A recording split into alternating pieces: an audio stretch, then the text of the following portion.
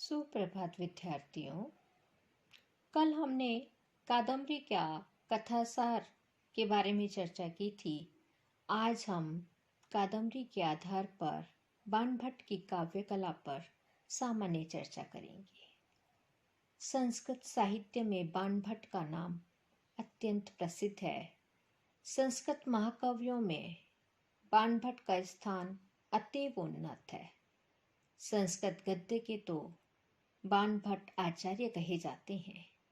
गद्य कविनाम निक्षम वदंती, यह उक्ति प्रसिद्ध है, जिसका तात्पर्य है गद्य कवियों की कसौटी है।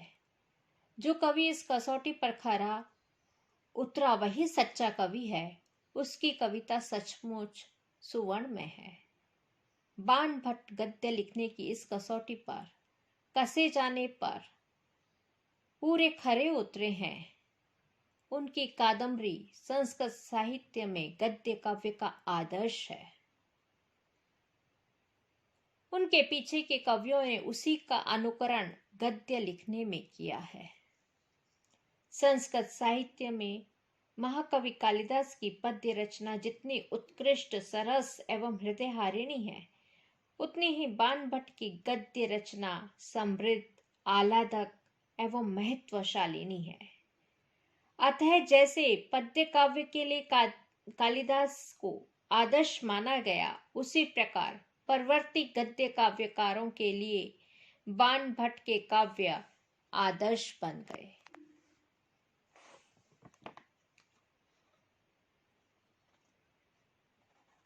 बाणभट्ट की काव्य शैली को पांचाली रीति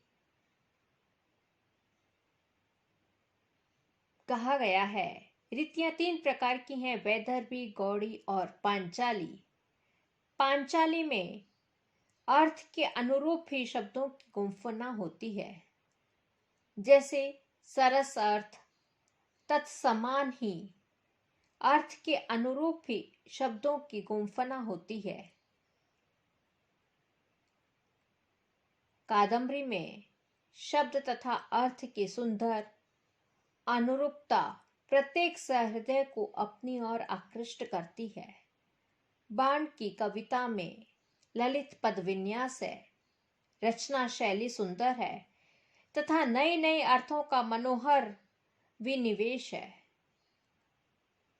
शब्दार्थयो समो गुंफः पांचाली रीति रुच्यते, शिला भट्टारिका वाची बाणोक्तिषु च सायति।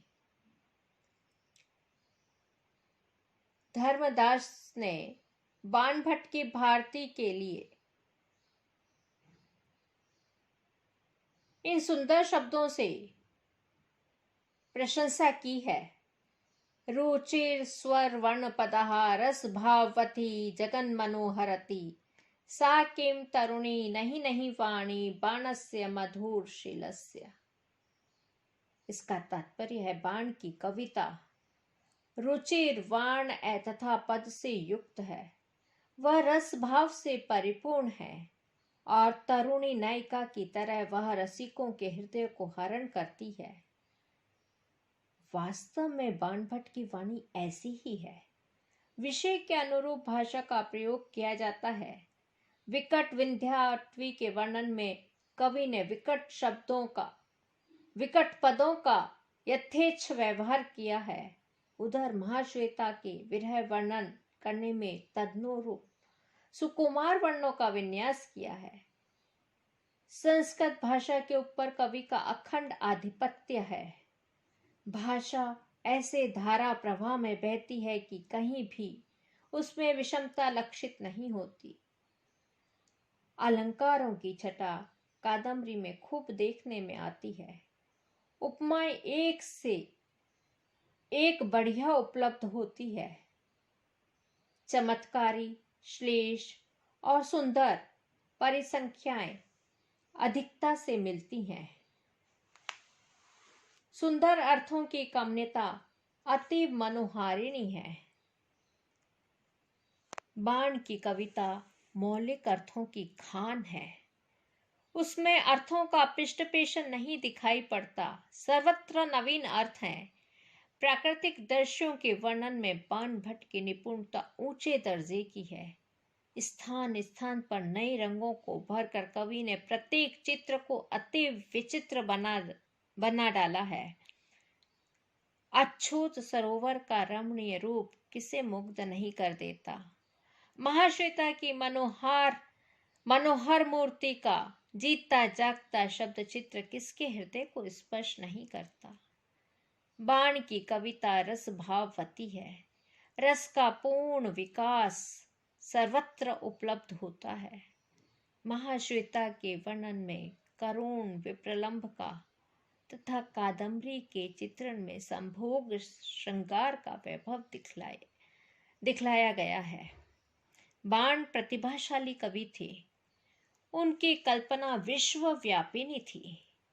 बाण की रचना शैली इतनी सुंदर है तथा शब्द संपत्ति इतनी अधिक है कि इनकी कविता के सामने अन्य कवियों की पद रचना केवल चपलता की सूचना देती है।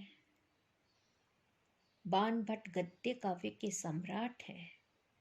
सुबंधु ने वासवदत्ता बाण के पूर्व ही रची थी, परंतु प्रत्यक्षाश्लेष में प्रबंध होने के अतिरिक्त उसमें और कौन सा चमत्कार है? क्या उसमें सुभग रस में कविता का दर्शन हो पाता है? सुबंधु ने प्रत्येक अक्षर में श्लेष दिखाने का प्रयत्न किया है, नवीन अर्थों की कल्पना करने का नहीं। बाण भट्ट के पीछे होने वाले डंडी की कविता में कादम्बरी जैसा चमत्कार कहाँ? सचमुच महाकवि बाण भट्ट संस्कृत गद्य के परम प्रवीण लेखक हैं, अद्वितीय लेखक हैं।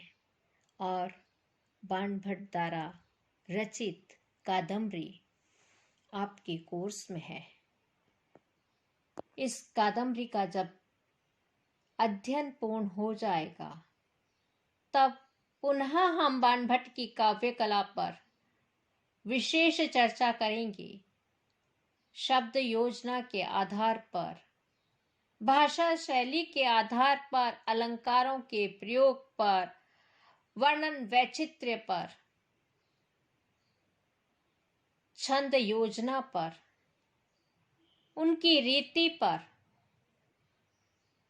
सभी बिंदुओं को लेकर काव्य कला पर विशेष चर्चा कादम्बरी का अध्ययन परिपूर्ण करने के बाद की जाएगी। धन्यवाद।